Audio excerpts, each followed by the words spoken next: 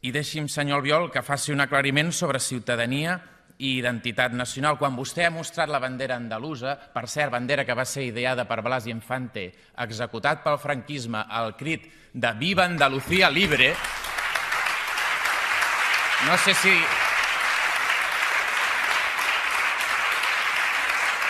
això li provoca algun curtcircuit, però en qualsevol cas, quan ha mostrat aquesta bandera, mentre es deia que no parléssim en nom del poble català i vostè deia els 600.000 andalusos, què sap vostè dels 600.000 persones d'origen andalús que es poden sentir i poden voler el projecte polític que ells desitgin per Catalunya? No se'ls posi en boca seva.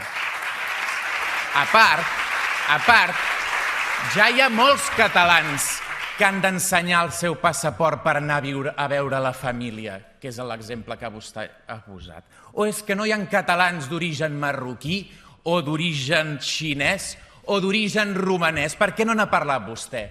Que són potser els que volien netejar de Badalona. A la República Catalana tothom tindrà els drets de ciutadania, tothom, perquè vostè no manarà mai a la República Catalana i tothom tindrà drets de ciutadania, se senti com se senti, vingui d'on vingui, parli el que parli.